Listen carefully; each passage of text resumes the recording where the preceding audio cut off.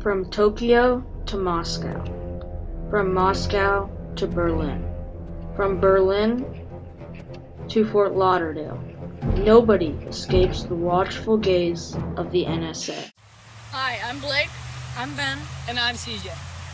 We're from Weston, Florida, a town of about 68,000 people. We were all born when 9/11 occurred, although we were only 1 year old, too young to remember.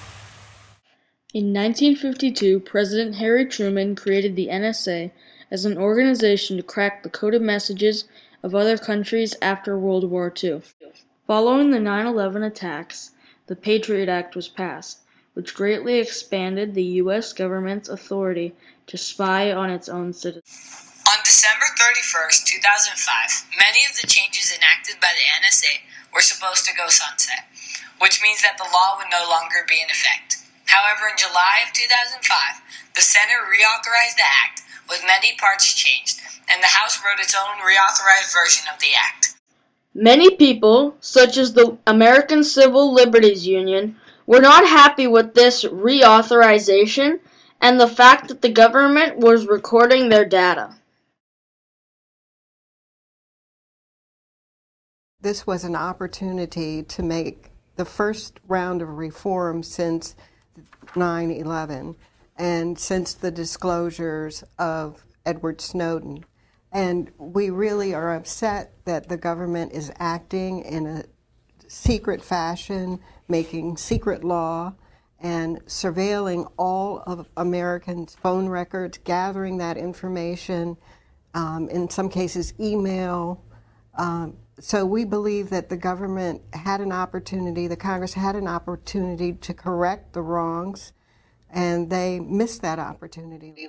Senator Bernie Sanders said, as one of the few members of Congress who consistently voted against the Patriot Act, I expressed concern at the time of passage that gave the government far too much power to spy on innocent United States citizens and provided for very little oversight or disclosure.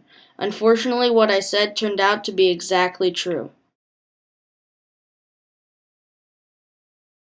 I was the primary author of the USA Patriot Act. Our goal was to ensure that our intelligence community had the proper tools to combat terror in the post-9/11 world. I stand by the original intent of the law, but it has been misinterpreted by both the Bush and Obama administrations. Congressional oversight has also fallen short, and the balance between civil liberties and national security, which we felt we had struck, has been tainted. The entire country has been affected by the Patriot Act, but some more than others. Mr. John Machado has agreed to tell us his story of the way the U.S. government's use of the Patriot Act has affected his company and how his company chose to respond. So, Mr. Machado, what company do you work for and what does it do? Christopher, I work for Ultimate Software. We are a human capital management company which focuses on providing payroll and HR services for our customers. I see. So you are in the human resources industry? That is correct. I am best put the human resources industry. When the Patriot Act was passed, how did it affect your company? Well, after the Patriot Act was passed, our Canadian headquartered companies that we used to serve in the United States asked that we move their data to Canada or outside of the United States. And the reason for that was they were fearful that with the passage of the Patriot Act, it would allow the Department of Homeland Security or the U.S. government to basically pull and look at any records they felt that they had a right to look at.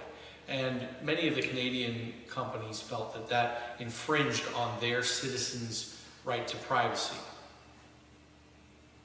And how did your company respond to the issue of the U.S. government and the Patriot Act?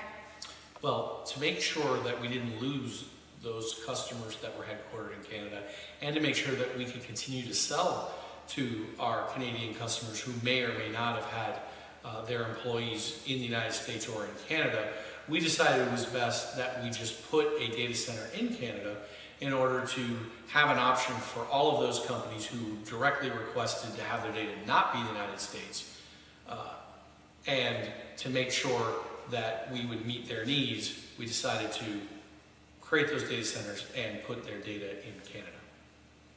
How impactful was those changes to your business? Well, from a process perspective, it was rather marginal. We mostly kept the same process. However, from an economic perspective, it cost us millions of dollars to create these new data centers in Canada and to find ways to segregate the data based on what country, either the United States or Canada, an employee was based out of. So from that perspective, it was an added expense that we were not expecting and one that we really had no choice but to endure. Many people believe that the NSA is helping and that the passing of the Patriot Act has helped keep this country safe. However, we found that the NSA has been credited with only 17 cases and 1 conviction. And that conviction was of a man who was accused of sending money to the terrorist groups, not a man who was planning an attack. We also found that not even a fourth of the cases that dealt with terrorists were initiated by the NSA spying, which means that the NSA has made a small contribution over the last 14 years that has come at the cost of our liberties and our privacy. We believe Abraham Lincoln said it best when he said, "America will never be destroyed from the outside. If we falter and lose our freedoms, it will be because we destroyed ourselves."